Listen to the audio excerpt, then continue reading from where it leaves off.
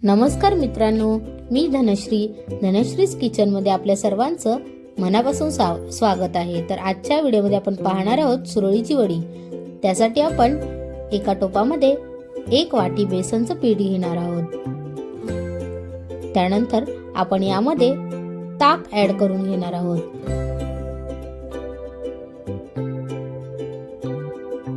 थोडंसं आंबटसरच ताक आपल्याला यामध्ये यूज करायचं आहे।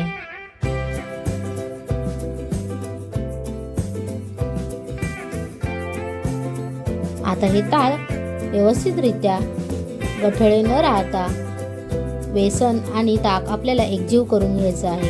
त्यानंतर आपल्याला यामध्ये हळद देखील घालून घ्यायची आहे। आता हे मिश्रण कढईमध्ये घालून आपल्याला त्याला घट्टपणा येईपर्यंत व्यवस्थितरित्या शिजवून घ्यायचं आहे। हे मिश्रण शिजवत असताना आपल्याला बारीक गॅसवरच हे शिजवायचं आहे।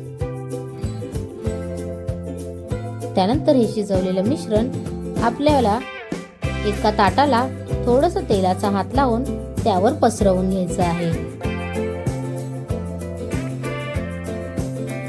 थोडंसं थंड झाल्यानंतर आपल्याला याचे उभे उभे काप करून घ्यायचे आहेत। त्यानंतर एक एक करून आपल्याला याचे रोल बनवून घ्यायचे आहेत।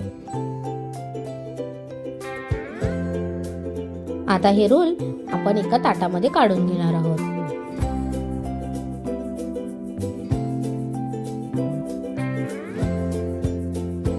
आता आपण यावर फोडणी देणार आहोत। त्यासाठी आपण तेलामध्ये कढीपत्ता,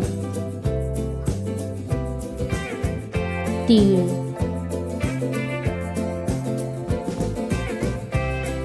हिंग, राई घालून आपण याला व्यवस्थित मिक्स करून घेणार आहोत।